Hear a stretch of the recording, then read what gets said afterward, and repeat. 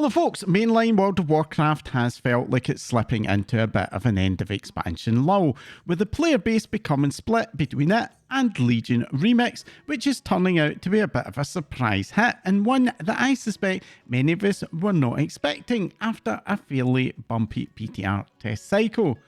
For myself and most of my guild and friend circles, Remix hasn't completely replaced retail, but for sure the bulk of our time is still being spent within the Broken Isles. And if that's not enough, after a bit of a false start, we did finally get the public PTR preview of player housing this week, but more on that in a little bit. Like Mr. Pandaria Remix, I'm personally focusing mainly on reliving the storyline and collecting all of the new mounts. I'm not super interested in going hard into raiding and dungeon content, and I've been finding the process of collecting bronze for the cosmetics to be pretty satisfying, although the infinite research daily objective system, while interesting, does kind of feel a little bit over-designed to me, at least when you're getting up to 18 of the quests in a single day. It's not that it is a bad system, but I do think that if it had just been a single daily quest, it would work a lot better for me. That isn't to say that Remix has been all plain sailing. As with Mr. Pandaria, there have been a few, shall we say, unexpected developments. One of those was the emergence of an all-tank meta in higher level Mythic Plus content, with DPS and healers being effectively locked out of those highest keys. This did get on the radar of Blizzard, who announced a flat 20% buff of all of the artifact traits for DPS and healer specializations. Now, for the highest key levels, this isn't going to have a lot of impact, as the underlying cause of the all-tank meta is a severe imbalance between how enemy health and enemy damage output is scaling up in Remix. In those highest keys, enemy damage quickly reaches levels where DPS and healers simply cannot survive for very long, no matter how good the healers are. And while this can always be a thing in Mythic Plus,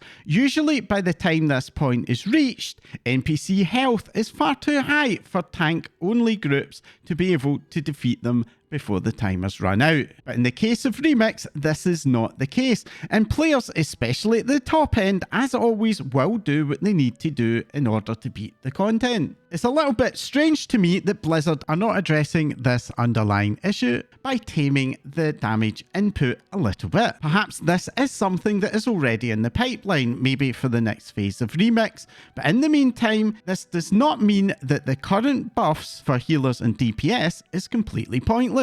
Away from those ultra high keys, the increased damage and healing output will make healers and DPS a lot more attractive to groups, as it will enable the content to be cleared a lot faster.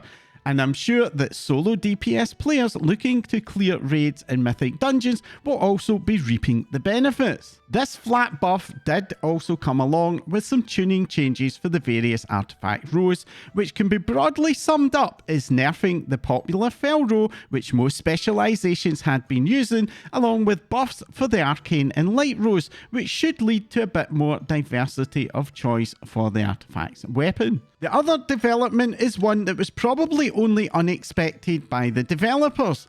Just as Mr. Pandaria had the Gulp frog farm, which triggered a weird weekend of whack-a-mole as the developers scrambled to nerf farms as fast as players were finding them, the player base has also now found a few similarly overpowered farms, including elites on the Warden's Isle and gathering of all things, thanks to mining and herbing being available as a power and bronze farm option. As was the case in Mr. Pandaria Remix, this has led to a minority of players racing far ahead of the majority. And unsurprisingly, the developers have stepped in, nerfing those farms heavily.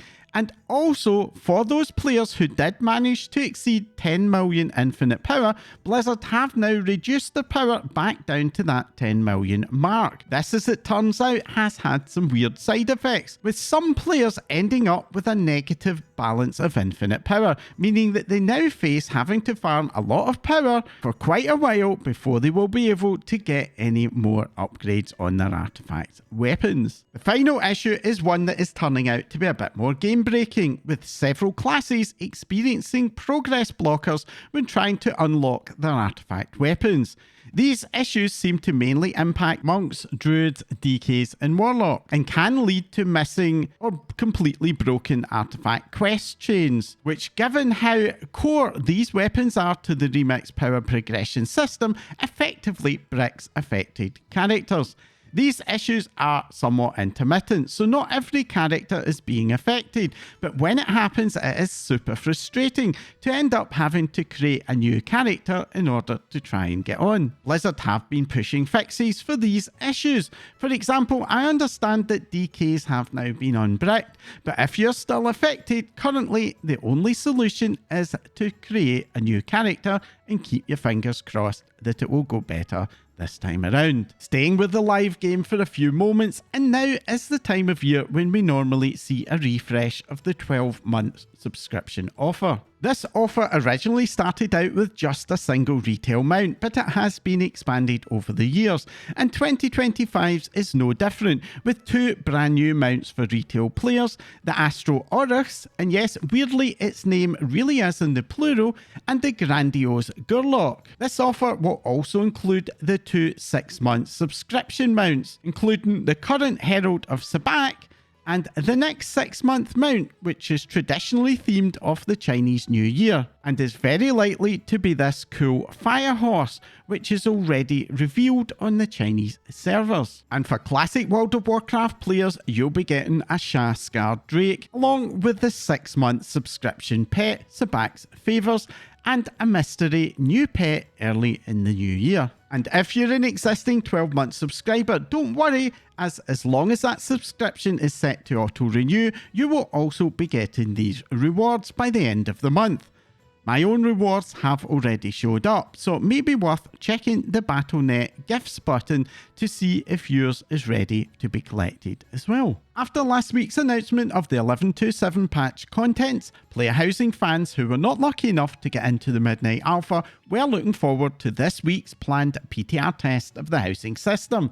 Sadly, this was cancelled with little more than 1 hour's notice, leading to plenty of frustration and disappointment, which was not helped by Blizzard giving no explanation or indication when the test would be rescheduled. Well, we don't know for sure the reasons for that cancellation. Over in the Midnight Alpha, the player housing system had been experiencing some issues, including exterior lag and, amusingly, the ability for players to move houses belonging to other players into their plot. So it was probably not a massive surprise that Blizzard did not feel that it was perhaps not ready to open up to the unwashed masses. Many of these issues have been fixed in this week's Alpha release, and that was closely followed by the surprise short notice announcement of a 24-hour long open test on the PTR.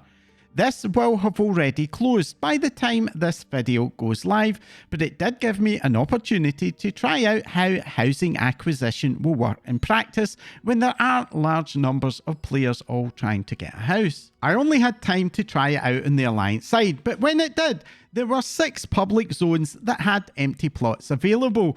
But in all of those, all of the plots in the spooky Darkshire themed area were taken, even though there were loads of open plots in the sunnier areas, which strongly suggests to me that those spookier areas are going to be very popular with players. This may well mean that when the housing feature goes live, if you're hoping to get one of those spookier plots, you might find it a bit of a challenge. If you do have issues getting your preferred plot, do keep in mind that you will be able to move your house later. So one option will be to take a plot that is available and then move to your preferred one later on. And one bit of feedback I do have for the development team is to seriously consider offering players at least one free move. Another observation from the test was that I found that taking the portal from Stormwind to the housing zone as a homeless player persistently would send me to zones that had 100% occupancy, which really wasn't much use, instead of sending me to one of the ones that had open plots. Now, there is an introductory quest that does guide you to the housing steward, which will allow you to swap to those other zones, but I feel that many players are likely to miss that intro in the rush to find their favourite plot, leading to a very confusing experience. While I did see some reports reports of server stability issues. No surprise, given the PTR's limited capacity. My own personal experience was pretty good, with just one disconnect in 2 hours. The housing area has a ton of vendors, offering a full set of decent quality furniture and decor items. And assuming that these are permanent vendors and not just for testing, this will make getting started very easy, enabling one to create a pretty nice interior right off the bat. My only concern with the housing early access is that the housing decor limit, while fine for 2 to 3 rooms, really isn't enough to populate all 9 rooms that we get access to in day 1. There is a short progression system that does increase those limits, up to 900 for decor, but this also increases the room limits a lot as well, and I do think that the early access experience could benefit from some retuning of those limits to make them better match up with each other. Now, this will not be an issue in the longer term, as once Midnight does go live, the progression system will no doubt be extended, but with both Blizzard's marketing and content creator previews of the system focusing a lot on that longer term end game, this could lead to some players feeling a little bit let down by the early access. And another bit of feedback that I do have for the dev team would be to invest in better communicating what the early access player experience will be, to ensure that player expectations are set up properly in advance. In terms of setting those expectations, my own personal advice is that when you do set up home, is to start small with maybe just 2 to 3 rooms and focus on fully fitting those out before you extend your home's floor plan later on as the decor limit opens up. This does not mean that you cannot plan out that longer term floor plan right now though. It is perfectly possible to lay out empty rooms and then wall them off from the occupied part of your house. Staying with the Midnight Alpha, and Blizzard released Phase 3, opening up access to the new underground zone of Harendir along with new dungeons and delves. This phase was originally announced as including a first look at the new encounter warnings user interface, essentially the new built-in version of DBM or Bigwigs, but at least currently this is nowhere to be seen, so sadly no opportunity to dive into what is likely to be a much anticipated feature. As has been the case with the other alpha phases, the update did come with a brace of fresh class updates, including Death Knights, Druids, Shaman and Warlocks, but more surprisingly for such an early stage of the testing cycle was a first look at some of the Season 1 class sets. This preview was accompanied by a developer note confirming that, as is the norm for Season 1, the class sets will be relatively simple, as we'll also be getting to grips with the more extensive class changes that will be launching in Midnight. One fairly eye-catching change though was for tanks, who are seeing some massive buffs to their taunt abilities. Currently, tank taunts provide a 400% threat bonus for 3 seconds, but this is being effectively doubled to 800% for 6 seconds. For the last 3 expansions at least, tanks have been experiencing some threat issues, usually around the start of the expansion and then midway through, as DPS damage scaling outpaces that of tanks.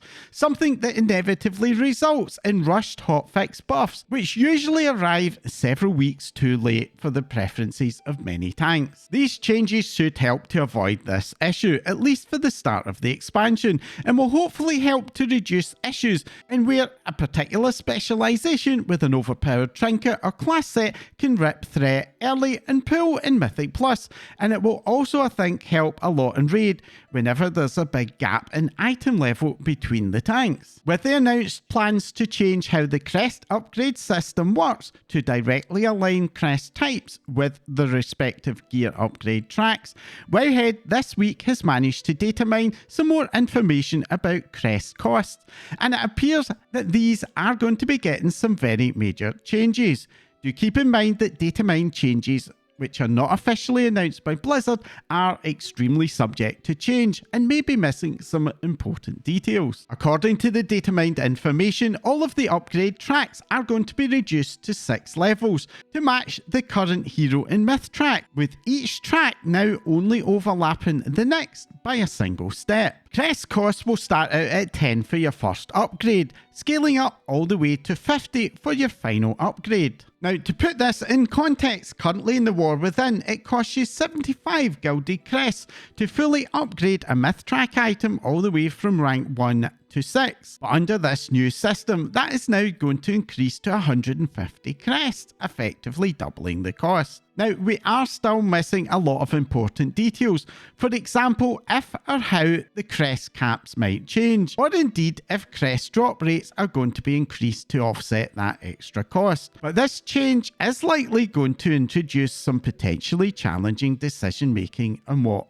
to upgrade. For example, spending 50 hero crests to upgrade a hero track item from rank 5 to rank 6 would only potentially in the long term save you 10 myth crests, which I think could create a scenario where a lot of players who can expect to get that myth track gear will end up feeling that those final upgrade steps could be a big mistake. One question that I do have is how this is going to impact delves. Currently, the gilded crests that we get from delves can be spent to upgrade the final steps of your hero track gear, but in Midnight that's not going to be possible, and unless delves start to drop myth track gear, which I suspect is very unlikely, the only thing you'll be able to do with those myth crests would be to spend them in crafted gear. That is assuming that that is something that will be viable in Midnight, as of course we currently don't know exactly how the crafted gear is going to work. And finally, I want to wrap up with a quick reminder of some upcoming content. By the time this video goes live, the Hallows End holiday event will already be underway as it launched on Saturday morning. As is the norm, the WoW dev team have not shared any advanced information on what, if anything, may have changed. But given that a bunch of Halloween themed mounts and transmogs, which are essentially recolors of the awesome examples on the trading post, have been data mined,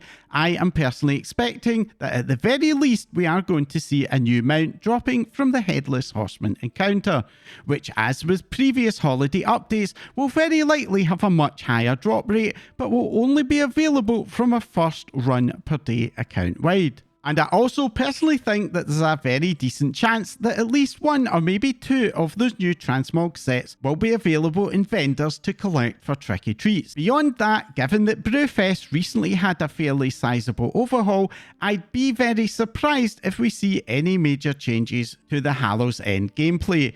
Although I say that in full knowledge that this video may not age well, given the release timeline of this video. And of course, this coming weekly reset, we'll be seeing the launch of both Turbo Boost proper and Phase 2 of Legion Remix. In case you've been hiding under a rock, Turbo Boost will see the return of the puzzling cartel chips, allowing us to purchase hero and myth track trinkets, along with other significant items, including possibly weapons, with the myth track versions requiring that you either defeat the mythic raid bosses for raid items, or time every mythic plus dungeon on a 12 or above for the Mythic Plus versions. However, by far the more impactful change is going to be the removal of the crest caps, which at least for heavily played mains will enable many of us to mass upgrade our lower level crests all the way up to gilded crests, allowing us to finally make full use of those extra 2 upgrade steps that we got a couple of weeks ago. For people who have already fully capped out every crest track, this will be a substantial power boost, enough to potentially unblock guilds' raid progression, or allow many of us to graduate through those plus 12 and plus 13 keys that we need to get Keystone Legend. Back in Season 2, Turbo Boost triggered a short-term burst of activity, especially Mythic Plus. I recall that on the launch day of Season 2's Turbo Boost, I'd never seen Donegal so busy, especially around the Great Vault. And looking beyond those major changes, we can also expect some increases to Warbound gear drops, especially from Mythic Plus and Delves. And this week is also when in the past Blizzard have added the Mythic Plus Warbound gear chests to the vendor in Donegal, which can be purchased for Valor Stones. Blizzard did not mention this in the Turbo Boost announcement, but it was live on the PTR, so I'm fairly confident that we will see that chest. As somebody who's permanently capped in Valor Stones and who also has far too many alts, This is something that I'm certainly keeping my fingers crossed for. And for Legion Remix, Phase 2 is going to open up the Nighthold raid, along with the Karazhan Mega Dungeon, and the second half of the Suramar storyline. The latter part of the Suramar storyline did not reach the narrative heights of the first part, but it still did have some pretty decent moments, and it is well worth doing, especially if you missed it first time around. And that's it for my news update this week. Are you planning to dive into Legion for Phase 2, or will you be checking out Hallows End? Let me know in the comments down below. If you found this update helpful, entertaining, or even just plain annoying, then let me know by hitting that like icon. And if you want to support my channel to grow and help me to make more of these videos along with my other content, then hit that subscribe button right now before you forget. If you don't want to miss out whenever I release a new video, then as well as subscribing, you can follow me in social media for updates. My link's in the description below as well. That's all for now. Thanks for watching.